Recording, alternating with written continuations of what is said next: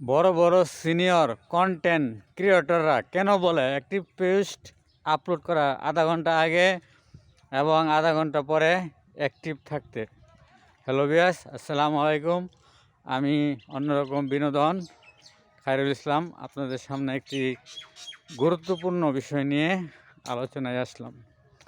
আসলে বড় বড় কন্টেন্ট ক্রিয়েটররা প্রায় বলে থাকে যে আপনি একটি পোস্ট আপলোড করার মিনিমাম আধা ঘন্টা আগে এবং পরবর্তী আধা ঘন্টা অনলাইনে অ্যাক্টিভ থাকবেন। এই কথাটা কী জন্য বলে আপনি কি কখনো চিন্তা করেছেন? আসলে তারা এই জন্যই বলে যে প্রতিটা জিনিসের একটা রাস্তা আছে, লাইন আছে, ক্লিয়ার আছে। আপনি যদি একটি পোস্ট আপলোড করার আধা ঘন্টা আগে অনলাইনে অ্যাক্টিভ থাকেন, তাহলে আপনার পোস্টটা যখন পাবলিশ হবে তখন লাইনটা ক্লিয়ার থাকে। আর লাইনটা ক্লিয়ার থাকলে আপনার ভিডিওটা সর্বত্র ছড়িয়ে যাবে। সর্বত্র ছড়িয়ে গেলে বিভিন্ন দর্শক শ্রোতাদের কাছে আপনার ভিডিওটা পৌঁছে যাবে আর সবাই দেখবে, আপনার ভিউ আসবে। কিন্তু আপনি যদি 4 ঘন্টা 5 ঘন্টা অনলাইনে অ্যাক্টিভ নেই, হুট করে এসে একটা ভিডিও আপলোড করে দিলেন, আবার হুট করে চলে গেলেন, তাহলে কি হবে জানেন? তাহলে আপনার এই ভিডিওটা সকলের নিকট পৌঁছাবে না। আপনার কাঙ্ক্ষিত ভিউ সেখান থেকে পাবেন না।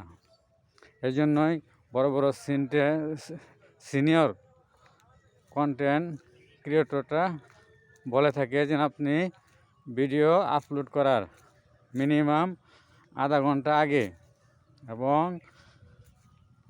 আপলোড করার পরে আধা ঘন্টা অ্যাক্টিভ থাকবেন। এতে আপনার লাইনটা ক্লিয়ার থাকে, আপনার ভিডিওটা দ্রুত চারদিকে ছড়িয়ে যাবে এবং আপনার ভিডিওটা ভাইরাল হবে। এটা সাধারণত আমরা প্রায় বুঝি যে লাইন ক্লিয়ার থাকলে, যদি জ্যাম না থাকে, তাহলে একটা গাড়ি দ্রুত না এসে তার কাঙ্ক্ষিত লক্ষ্যে পৌঁছে যায়। আর যদি রাস্তার মধ্যে জ্যাম থাকে, তাহলে কিন্তু আধা ঘন্টার পথ আপনার 3 থেকে 4 ঘন্টা 5 ঘন্টা যেতে সময় লাগে। এর জন্য আমি আপনাদের কাছে একটি গুরুত্বপূর্ণ সাজেশন দিয়ে যাব যে আপনারা যেখানে থাকেন, আপনি ভিডিও ছাড়ার আধা ঘন্টা পূর্বে অনলাইনে আসবেন। অনলাইনে এসে অন্যদের পোস্টে গঠনমূলক কমেন্ট করবেন, বেশি বেশি ভিডিও দেখবেন এবং বিশেষ করে ফর ইউ ভিডিওগুলো দেখবেন। সকলকে ধন্যবাদ, ইনশাল্লাহ।